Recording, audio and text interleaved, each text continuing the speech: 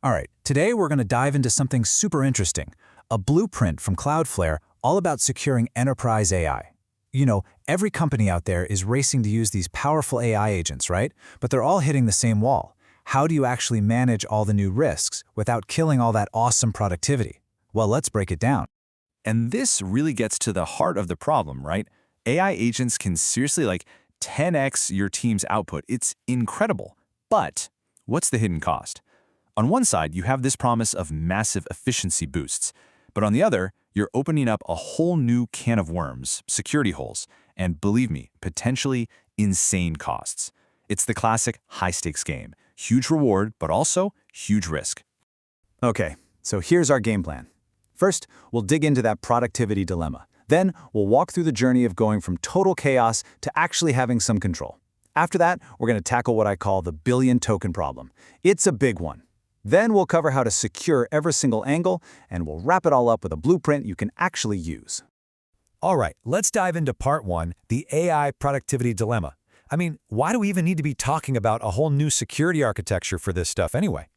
So what happened is that as companies, Cloudflare included, went all in on AI, they found out pretty quick it wasn't just plug and play. Nope.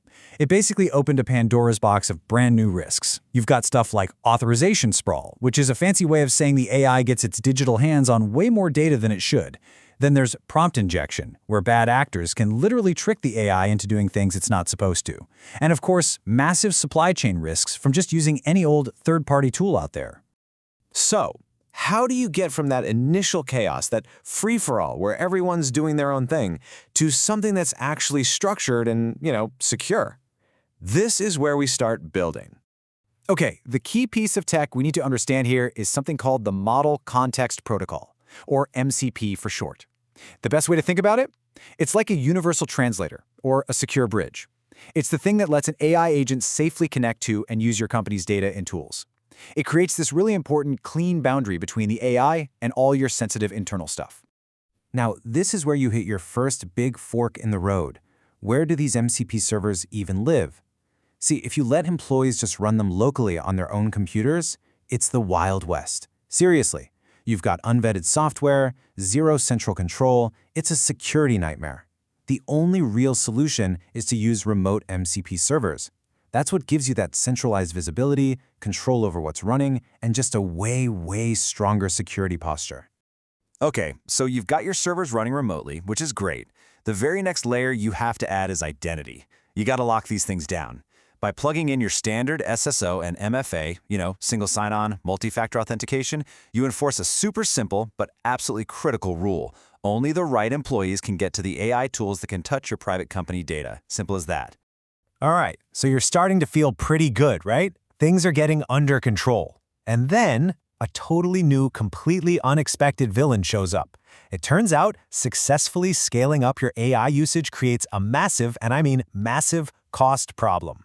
So here's what happened first. As more and more of these AI tools got built, we're talking dozens, maybe hundreds, employees just couldn't find anything. So the solution was an MCP server portal. Think of it like a private, internal app store just for your company's AI tools. It put everything in one place, gave you governance, and totally solved that discovery problem. But in doing so, it also shined a giant spotlight on that hidden villain. And that villain was the cost of tokens.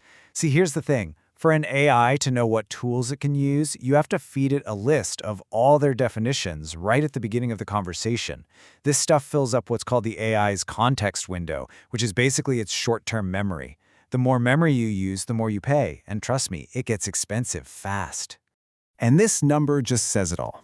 To define just 52 tools from 4 internal servers, it was chewing up almost 10,000 tokens of that precious context memory.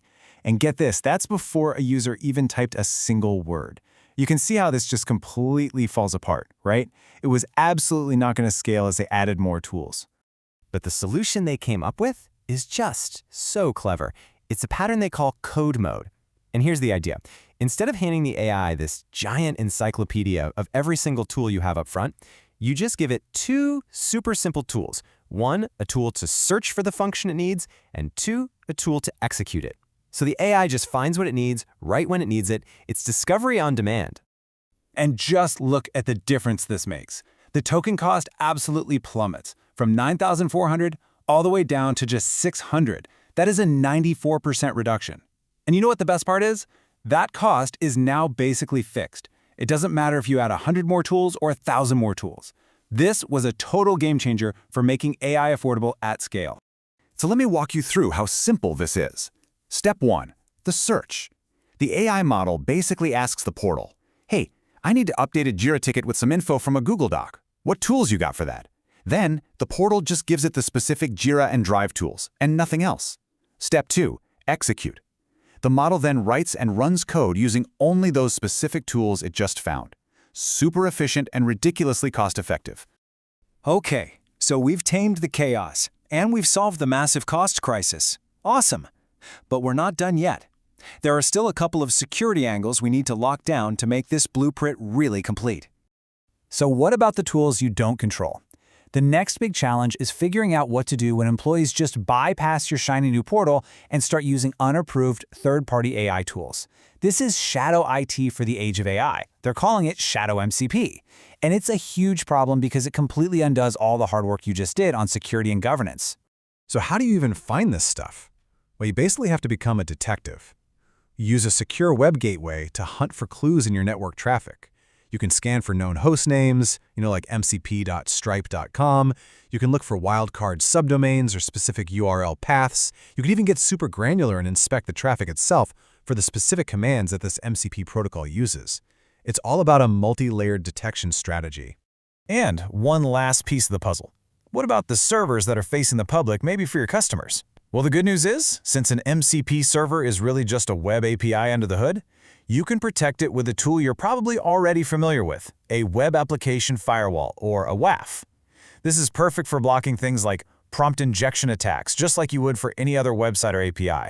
Okay, let's pull it all together now.